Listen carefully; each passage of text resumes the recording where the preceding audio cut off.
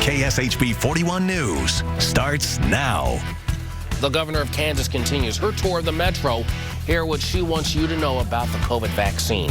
And a historian highlights the importance of knowing your past. How our group is honoring those who built Clay County. But first, while children are getting back into the classrooms, parents of younger kids are still struggling to find child care. But as KSHB 41 News reporter Jian Kim shows us, one center is expanding to meet the needs of the community. Kids across the metro are getting ready for their first day of school. Some districts that start classes next week include North Kansas City, Kansas City Public Schools, Independence, Blue Springs, and Raymore-Peculiar. Speaking of Raymore-Peculiar, the school board shifted gears, voting to require masks for all students. Board vote was 6-0 with one member abstaining. The vote moves the district from a policy of strongly recommending mask wearing to universal masking.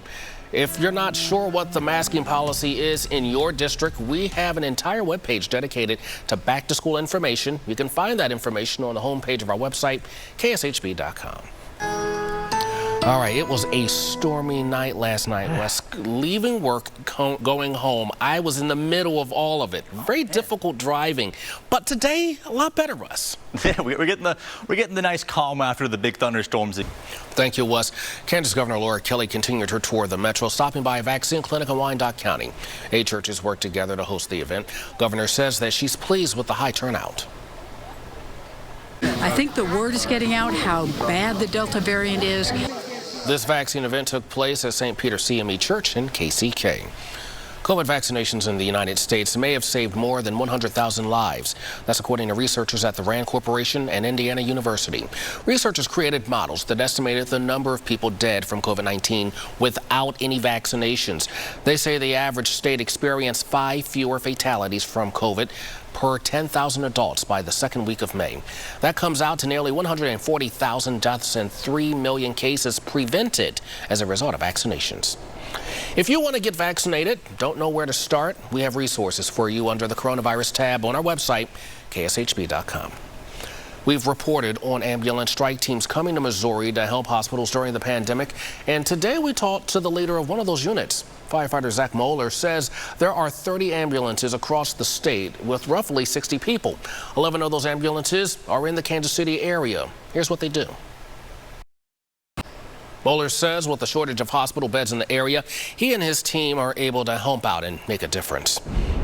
A groundbreaking was held today for a memorial dedicated to African Americans buried at Fairview Cemetery in Liberty. Clay County African American Legacy Organization hosted the event. The memorial will honor more than 700 African Americans buried in mostly unmarked graves. A historian for the group says it's important to unearth their past. The memorial will be dedicated in 2022. Well, Dayton Moore has been general manager of the Kansas City Royals for 14 years, with this crowning moment coming in 2015 when the Royals won their first World Series title in 30 years. General managers are rarely front and center for a team, especially during the season, and that's true for Moore as well. But apart from baseball, Moore is also known for sharing his faith. That's just part of a long conversation KSHB 41 News anchor Taylor Himness had with Dayton Moore. You can hear the rest this weekend.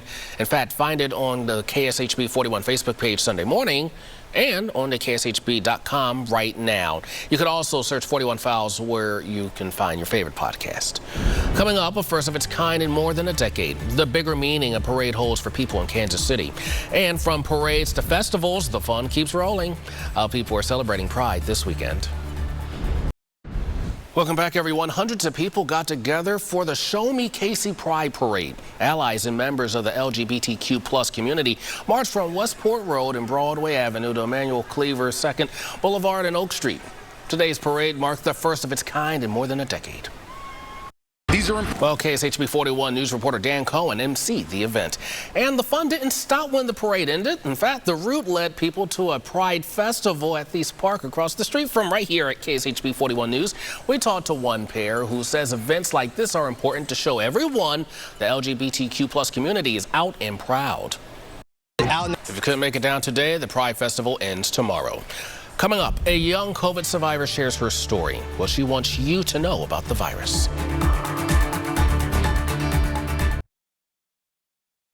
You're You're watching KSHB 41 News. Chaotic scenes at the evacuation center outside the Kabul airport today. Soldiers struggled to maintain calm with thousands arriving at the airport to leave Afghanistan. Some people were trampled and killed by the crowds. Others were injured. Soldiers helped treat those who were hurt and covered the bodies of those who died. While evacuations are continuing, some outgoing flights have been far from full because of the airport chaos, Taliban checkpoints, and bureaucratic challenges.